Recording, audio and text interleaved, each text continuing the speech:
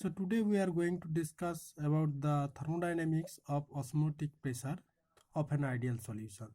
So in previous lecture we have noticed that this osmotic pressure originate from the inequilibrium of chemical potential of solvent molecules present in the solution and in the pure solvent side.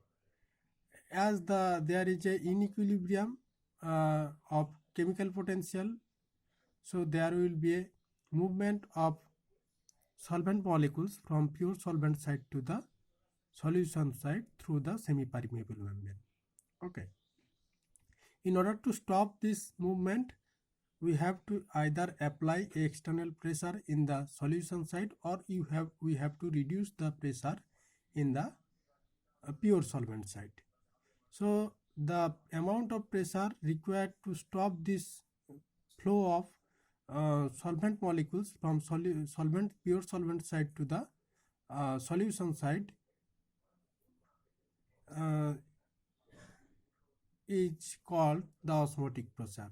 So the osmotic pressure of solution is denoted by pi, which is a pressure term, and this may be the excess pressure which is applied in the solution side, or which may be the pressure reduced in the solvent side. Okay. Now for our present case, we are considering that we are applying a pressure pi in the solution side in order to maintain the equilibrium, so that no solvent molecules passes to the solution side. At that time there will be equilibrium exist. Then the pressure of my because this, if I increase the pressure of solution side, then there will be an increase in the chemical potential of this part. That means the chemical potential of solvent molecules present in the solution will be increased due to the increase in the pressure, and this increase will lead to make this inequality to a equality term. Okay. Once this equal, there will establish a equilibrium, and the pressure which is required to make this unequal to equality is pi amount of higher than the p. So we can write that mu1, that is in solution, that is the chemical potential of solvent in the solution at temperature T and pressure P plus pi, because I have used excess pressure pi to stop to make this inequilibrium to equilibrium, equal to chemical potential of the pure solvent at temperature T and pressure P. Okay. There is only difference in the pressure of in the both side. Okay. But temperature is same. So if I consider this is an ideal solution, and so I can write this mu1 solution T and pressure is P plus pi equal to chemical potential of pure solvent at this same temperature and pressure, same temperature T and pressure P plus pi, plus RT ln x1, where x1 is the mole fraction or amount fraction of the solvent present in the solution. So this x1 will be always less than 1. Okay. Now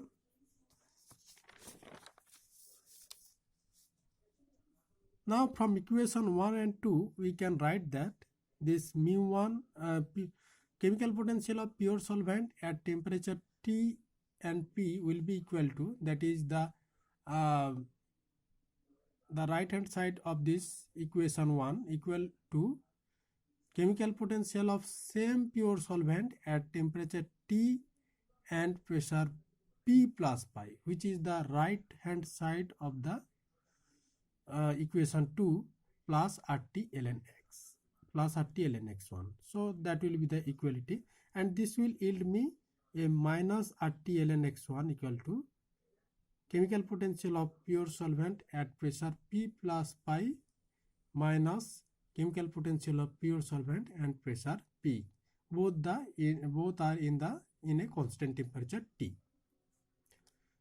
So if I look at the left hand side of this equation, that is the equation 3, I have noticed that this is nothing but the difference in chemical potential of same pure solvent at two different pressure, and this difference is from the is the form of the chemical potential of the solvent at pure solvent at P plus pi pressure minus chemical solvent of chemical potential of the solvent at pressure P. So there is only the pressure difference. So if you can remember the relationship, that is del G del P at constant temperature is V, because we know that dG equal to VdP minus SdT. At constant temperature this SdT term will be 0 and we will have this type of relationship. Now if I made this relationship a little bit different, if I divide both the side by n, then I will have V by n in the right hand side and G by n in the left hand side. So this G by n is nothing, this is the chemical potential, and V by n is the molar volume of the system.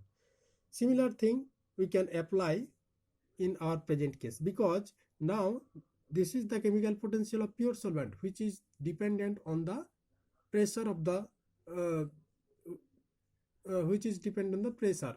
So I can use this relationship, and this mu will be replaced by mu of the pure solvent, then it will be the molar volume of the pure solvent. Okay, now I can make this partial differential to the this term or this type expression, and this type expression can be again integrated in the limit of P to P plus pi. Then what I have noticed in the that can be easily integrated. Okay, it will give me the similar like this expression. Okay, the left hand side of this integration will yield me the left hand side of the equation 3. Now the right hand side, if we talk about a solvent which is incompressible, then the Vm1, this Vm1, that is the molar volume of solvent, will be independent of pressure. So we can move this constant term outside the integral, and this integral will lead me a result of pi. So that will be the left hand side of this the another integral, and then I can write this term as a minus RT ln x1 equal to Vm, that is 1 pi. Now we can simplify this equation 7 using some very small using some points. We are considering a dilute solution. So for dilute solution, the mole fraction of the solute is very much less than 1. So if this x2 is less than 1, we can write this ln x1 as 1 minus x2, because x1 plus x2 equal to 1. And if the value of x2 is very small, then we can write this ln 1 minus x2 is equal to minus x2. Okay. So again we know that x2 equal to n2 by n1 plus n2. Now n1 is much greater than n2. So the denominator n1 plus n2 will be approximately n1. So x2 will be n2 by n1. Second thing we have. And third thing, if we have a solution, then if the total volume of the solution is V, that can be expressed as the addition of molar volume of the constituent species, that is solvent and solute, which is multiplied with their respective number of moles. Okay, so V1 is the molar volume of solvent, N1 is the number of moles of solvent, V2 is the molar volume of solute, and N2 is the molar number of moles of solute present in the solution. This is the case again. And if we are talking about a dilute solution, then what will happen? The partial molar volume, these are the partial molar volume. Okay, these are the partial molar volume of solvent and partial molar volume your solute, and this is my number of moles of solvent, number of moles of my solute. Now, as we are talking about a very dilute solution, so the partial molar volume of solvent will be equal to the molar volume of solvent itself. So we can write V1 equal to Vm1 star, that is the molar volume of solvent. Now again we are assuming that N1 greater than N2. So what will happen? N1 V1 will be much greater than N2 V2. So we can write V equal to, what we have noticed, V equal to N1 V1 plus N2 V2. Now N2 V2 is very small as compared to N1 V1. So the addition of this will not change anything, and that will become similar to N1 V1. That means if we look at this relationship, now N2 V2 is very small. So the addition of this N2 V2 with that term will not change any value, and it will be almost constant. So this value will be N1 V1. So this will be N1 V1, and I can replace this V1 with this molar volume. Okay, so my result will be N1 V1 N1 Vm1 star, that is the molar volume of solvent. So molar volume solvent can be written as V by N1. V is the total volume of the solution. Now if I can recall the equation 7, this minus RT ln x1 equal to molar volume of solvent into N1, into pi.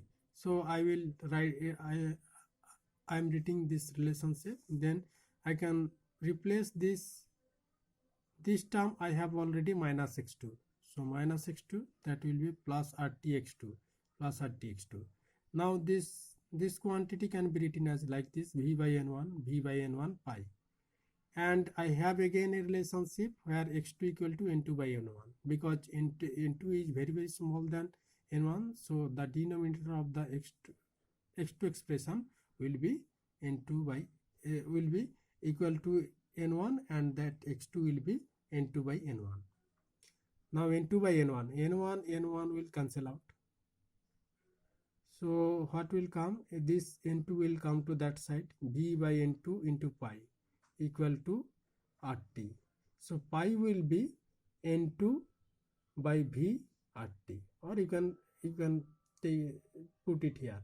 So RT N2 by V will be pi. RT N2 by V equal to pi. Now if this is the V is the total volume, and N2 is the number of moles of solute. So number of moles of solute by volume will be the molar concentration of the solute, that is the molar concentration of solution. So osmotic pressure is equal to CRT for a ideal solution.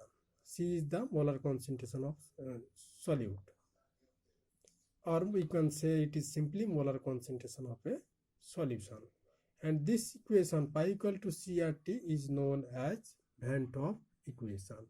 Okay, with this we have finished unit 3.